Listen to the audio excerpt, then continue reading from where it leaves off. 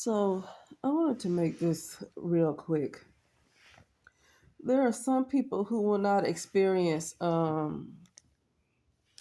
lot of the promises. Like, for example, God's promises. And when I say God, I don't mean God in a religious type of way. I'm talking about really experience the things, your dreams, and everything that your soul, your real soul desires. Um, like whatever it may be, could be getting married. It could be like whatever type of vocation that you're supposed to be in. Some people are not going to experience that until they get into a higher plane of existence, until they get into a higher frequency. And what made me think about doing this video is because somebody left a comment asking me what I thought about twin flames and soul connections and things like that. I haven't given it much thought because it's not really my reality. So I don't get into it because it's not something that I'm going to experience. To be honest with you, as long as I have karma. Some people say, well, there's no such thing as karma. Well, if you have, just to me,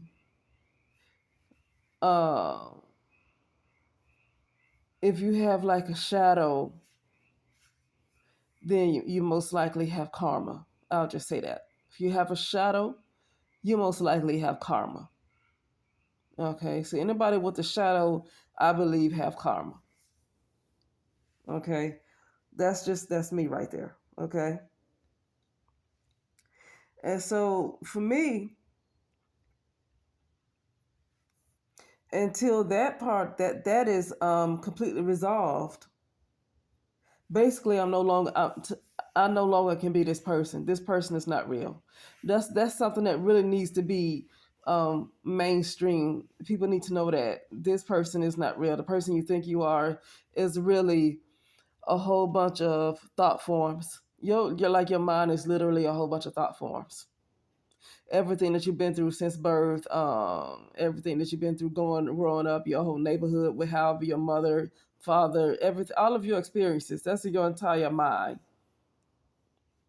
For me, that all of that needs to be done away with and cleared out before I can do anything else. And so, to be honest with you, I haven't thought about twin flames, soulmates. I'm gonna tell you what I know about it. What I believe about a soulmate.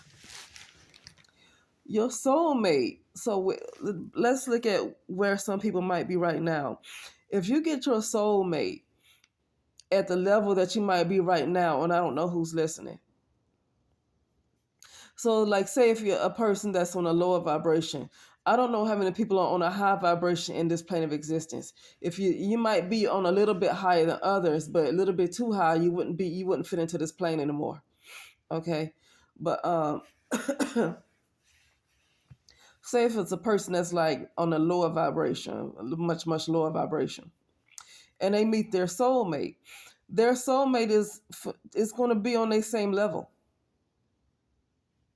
So a soulmate is not always something that is very nice. Sometimes your soulmate is to show you a mirror of yourself, to teach you lessons. So, like, say maybe 5 years ago, 10 years ago, before I come into, um, you know, some of the enlightenment that I have come into, you know, and I would have met a soulmate. I would have met a soulmate on whatever that was. Basically, your soulmate is kind of like in your shadow.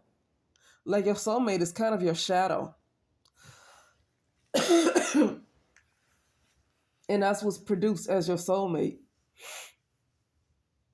You know, so sometimes those things are not always so great. But that's basically what I know as a soulmate, because your soul is kind of like your shadow. It's kind of like your mind, and where your mind is, you find somebody that's your mate. That's somebody that's on the same level. So depending on where you are, that's what you're gonna get. It's not something that's very romantic, I don't think.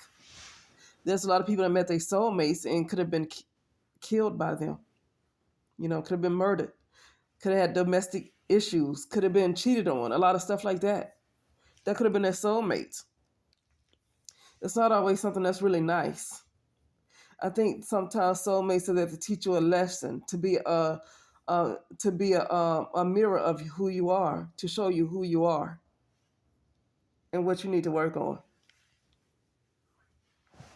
But other than that, yeah, all this other stuff about the twin flames and stuff. I know people. Sometimes I hear people talk about twin flames and all of those things.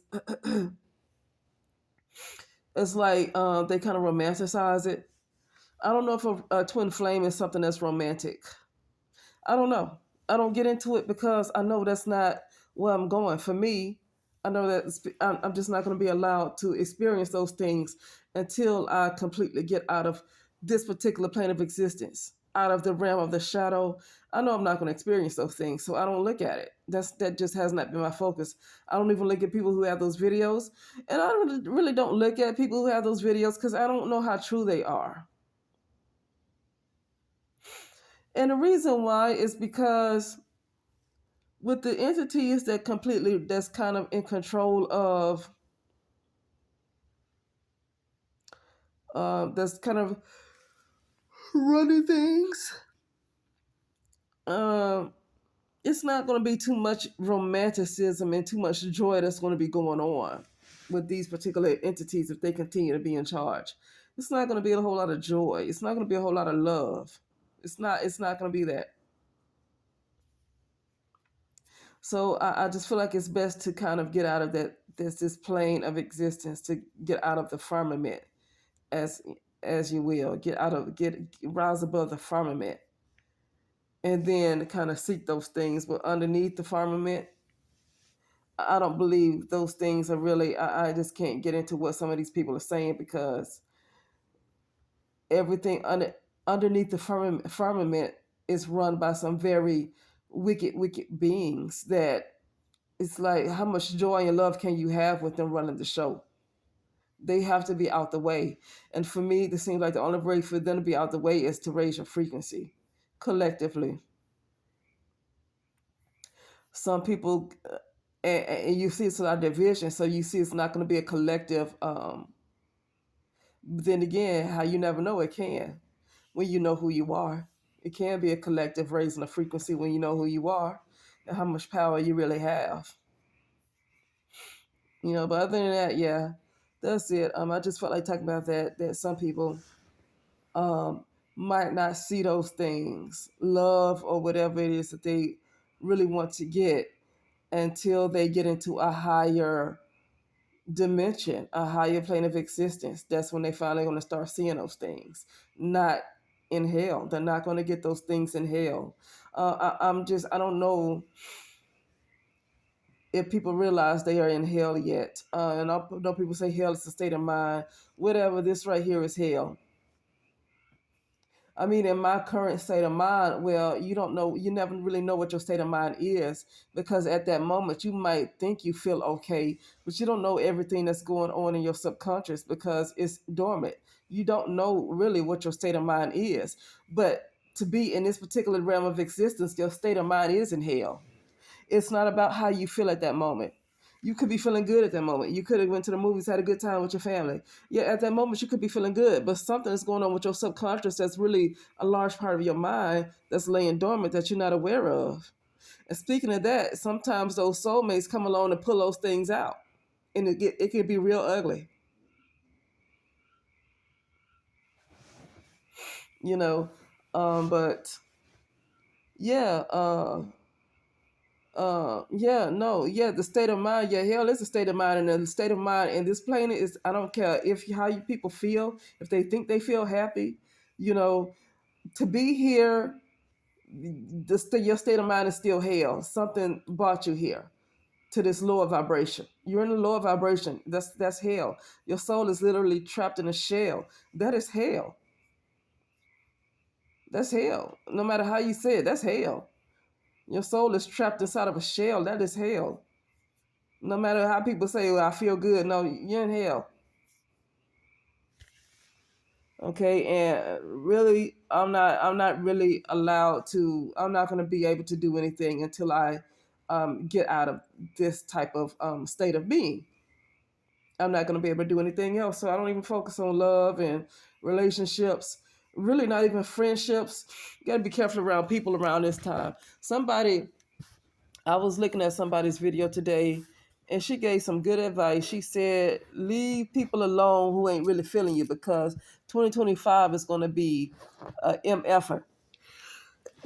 Excuse me. 2025 is going to be really, really crazy. And it's best to kind of leave people alone who you feel like is might be negative towards you, who you might have second thoughts about, something could be up with them. They might not have your best interest. It's best to leave them alone, because 2025, it's going to be a crazy year as it is. And you don't want to add on to it by, if you don't have to be around people who are going to be negative towards you, don't be around them. I know some people have to go to work and do all this stuff, and some people you can't help but to be around. But if you can help it, like if you can have control over it, it's best not to be around folks who's going to be quite negative towards you, because it's already going to be, for some people, it's already going to be a tough year along without those things. So it's best not to add to it, you know. So this year for me, I'm not even interested in I'm really not interested in trying to pursue anything this year. I mean, yeah, I want to make sure I can stay financially stable. And speaking of financially stable, there's always a threat on incomes. There's always a threat on money. And then when there's a threat on money, then you can't really survive. You just die. No money, you die. And that's crazy in a world that there's supposed to be plenty. Food is supposed to grow from the ground. Everything should be free. Everything should be free. Like, even if you pay to build a house, the wood, the plaster, whatever you get, where do those things come from?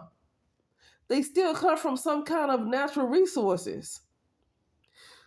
But see, you have some entity, some beings that took over this world and created something called money so they can control the masses. Okay? So this whole idea of this threat of income, people have to be stressed out over money. I'm not feeling that. That is so far against nature, it's not even funny. And so that's another thing. It's time to get back in alignment with nature. Because this right here, having to be all about money and survival and money and money and money, it's not nature. It's not nature. That's not how nature works. Everything should be free. Because where are you getting these things from? You're getting them from the world. You're getting them from the earth or wherever.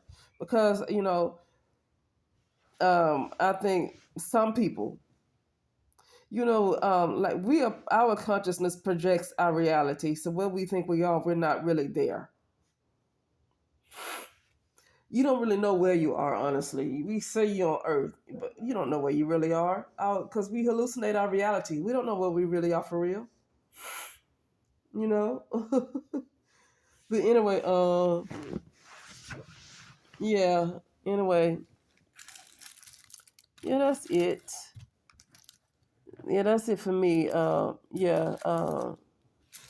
It's just not something that kind of stuff, twin flames and all of that. It's not something for me to concentrate on, because I know it's not something that I'm going to get uh, under this type of plane of existence.